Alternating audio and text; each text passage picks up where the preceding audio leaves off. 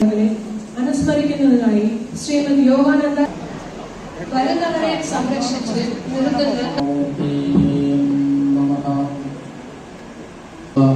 Governor advocate PS Sreedharan treasurer Srimad Sharada Srimad Yogananda സന്യാസി ശ്രേഷ്ഠരെ സ്നേഹ പ്രണാമം ആദ്യമായി അർപ്പിക്കുമ്പോൾ ത്യാഗി പരോപകാരികൾക്ക് ഗുണം ചെയ്യുന്നതിന് വേണ്ടി ഈ സമൂഹത്തിന്റെ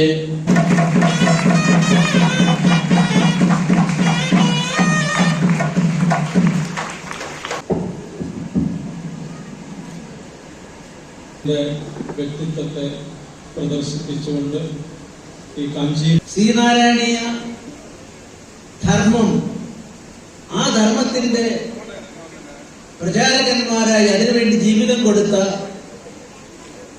ഒരു ജീവിതം തന്നെ ഞാനും നിങ്ങളുമൊക്കെ കുടുംബവും മറ്റുള്ള എല്ലാ കാര്യങ്ങളുമായിട്ട് ജീവിതം അതിനനുസരിച്ച് കരുപ്പിടിപ്പിക്കുമ്പോൾ ഇല്ല, I dedicated my life for a cause and that cause is Parabrahma Sreenarayana Darshan and such a sanyasis are here. അപ്പൊ അവരെടുത്തു വന്നിട്ട് ഞാൻ അവരെ ശ്രീനാരായണ ധർമ്മത്തെ പറ്റി പഠിക്കാൻ ശ്രമിക്കുന്നതിന് പകരം അവരിൽ നിന്ന് മനസ്സിലാക്കാൻ ശ്രമിക്കുകയാണ് വേണ്ടത്.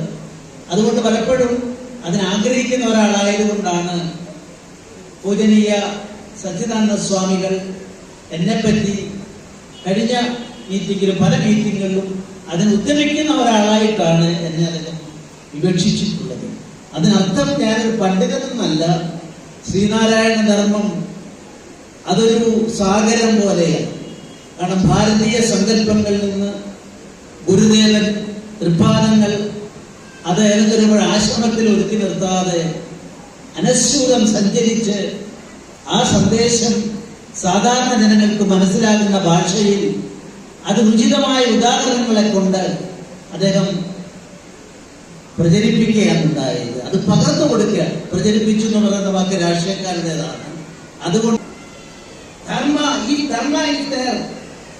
if dharma is there in the society, no governor is required, no king is required, no chief minister is required. Bhishma told in a query to his follower, it is stated that if dharma is there, no need of any king, any ruler. So our concept is that dharma is supreme. Dharma is supreme. Not the governor is supreme, but dharma is supreme. This dharma is embodiment, representation. We can see through the dedicated life of our rishis, sannyasis and swamijis. That is